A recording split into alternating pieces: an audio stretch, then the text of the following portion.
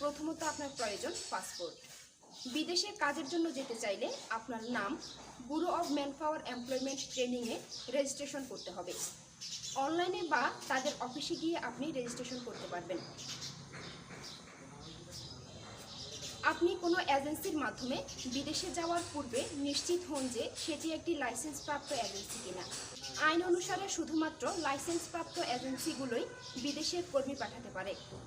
নিরাপদ মাইগ্রেশন সম্পর্কে কথা হয় একজন বিদেশ গমন ব্যক্তি।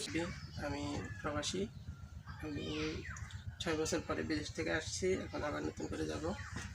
প্রথম যখন আমি যাওয়ার জন্য পরিকল্পনা করছি বিদেশে, তখন ফার্স্ট আমি আমার এক ফ্রেন্ড আছে ওই জায়গায়, ওর থেকে যোগাযোগ করে একটা ভিসা নেওয়ার জন্য পরিকল্পনা করছি। তখন সে আমাকে যেগুলো বললো যে প্রথমে পাসপোর্ট আছে কিনা। আমি বললাম এখন তো আমার কাছে পাসপোর্ট নাই, পাসপোর্ট বানাতে হবে। তখন সে বললো ঠিক আছে, আপনি পাসপোর্ট বানান। তখন আমি পাসপোর্ট বানানোর জন্য প্রথমে মাইজদি গেলাম। মাইজদিতে পাসপোর্ট অফিস যেটা আছে গাজীপুরতে, ওইটার থেকে আমি পাসপোর্ট সংগ্রহ করছি। প্রথমে পাসপোর্ট নেওয়ার জন্য আপনি প্রথমে যেতে হবে অফিসে গিয়ে ওখান থেকে একটা পেপার দিবে আপনাকে, ওখান থেকে টাকাটা যে যত টাকা আছে ওইটা লেখা থাকবে, ওইটা নিয়ে আপনি ব্যাংকে জমা দিবেন, টাকা জমা দিবেন। তারপরে ওই স্লিপটা নিয়ে বাস আপনি পাসপোর্ট অফিসে জমা দিবেন। তারপরে আপনার পাসপোর্টে কার্যক্রম শুরু হবে, আপনার ছবি নেবে, ফিঙ্গার নেবে। এখানে অন্য যদি আপনি জানেন অন্য কারোর কাছে যাওয়ার কোনো দরকার নেই, আপনি নিজে নিজে করতে পারেন। এখানে কিন্তু পাসপোর্টে কিন্তু অনেক ঝামেলা হয়, ঠিক আছে, ওগুলো কিছু দরকার নেই। যদি আপনি জানেন তাহলে নিজে করতে পারবেন।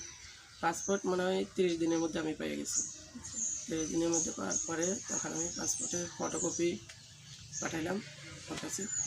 তখন ওইটাকে ওই জায়গায় যে আমির আছে, মানে ওই জায়গার স্পন্সর যে করে দিছে, আমার নাম ঠিকানা সহ যেটা আছে ওইটাতে পাসপোর্টে লেখা আছে।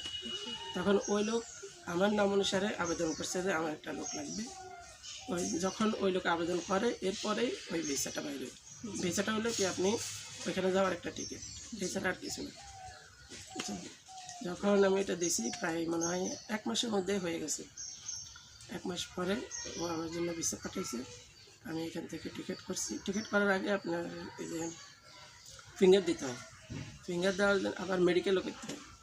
ভিসা আসার পরে আপনি মেডিকেল করতে হয়, এর আগে না। কিন্তু সৌদিতে মনে হয় এখানে করা লাগে না। ওমানের যেটা আমি এটা ওমানের বলছি, সৌদিটা ওই জায়গাতে যাই করতে হয়, এখানেও করতে হয়, দুইটাই করতে হয়। একটা এখানে করলে ওইখানে তেমন কোনো ঝামেলা নেই। তখন আমি মেডিকেল করার জন্য গেলাম। মেডিকেলের বিভিন্ন ইয়ে আছে, এক জায়গাতে কিন্তু শুধু মেডিকেল করার না, অনেকগুলো জায়গা আছে মেডিকেলের। আপনি যখন যে এটাকে কী বলে তো ভুলে গেছি, মেডিকেলের একটা অফিস আছে, ওইখানে যায় একটা ইয়ে নিতে হয়, টিকিট নিতে হয়। ওইখানে আপনাকে বলে দেবে তো আপনি ওই জায়গায় যেয়ে মেডিকেল করেন। টাকাটা ওইখানে জমা দিয়ে মেডিকেল করতে হয়। মেডিকেলের রিপোর্ট যদি ঠিক আসে তাহলে আপনি যেতে পারেন, আর কোনো সমস্যা নেই। যদি মেডিকেলের রিপোর্ট ঠিক না থাকে, আপনার যে সমস্যা আছে ওইটা ঠিক করে তারপরে আবার মেডিকেল দিয়ে আবার যেতে হবে। আমার তেমন কোনো সমস্যা হয়নি, আমি গেছি। ওইখানে গেলে আপনার প্রথম যে সমস্যাটা হবে যে আপনাকে প্রথমে ভাষা শিখতে হবে। এখানে প্রথমে একটা ট্রেনিং করায় 2-3 দিনের, ওইটাতে আপনি ভাষা শেখার মতো, 3 দিনে ভাষা শেখার মতো কিছু নেই। যদি আপনি ভালোভাবে ওই জায়গাতে যদি প্রতিষ্ঠিত হতে চান, আগে যদি কিছু শিখে যেতে পারেন ওইটা বেটার। ওইটা আপনার ওই জায়গাতে গিয়ে কাজ দেবে। আমি তো ওই সময় নতুন ছিলাম, এত কিছু জানি না। গেছি, তারপরে প্রথম দিন দোকানে গেছি, আমি তো কিছু বুঝি না। আমার সাথে যে ছিল যে আমাকে ভিসা দিয়ে নিছে, ও ট্রান্সলেট করছে। আমি যেটা বলছি এটা ওই ওমানিরা বলছে, ওমানি যেটা বলছে এটা আমারও বলছে। এইভাবে প্রথম দিন হয়েছে। এই হলো প্রসেস। ধন্যবাদ। আপনার চুক্তিপত্রটিতে কাজের শর্তাবলী উল্লেখ করা থাকে, তাই এটি মনোযোগ সহকারে পড়ুন। বাংলাদেশ ত্যাগ করার পূর্বে আপনার মাতৃভাষায় চাকরির চুক্তিপত্রটি হাতে পাওয়ার অধিকার রয়েছে।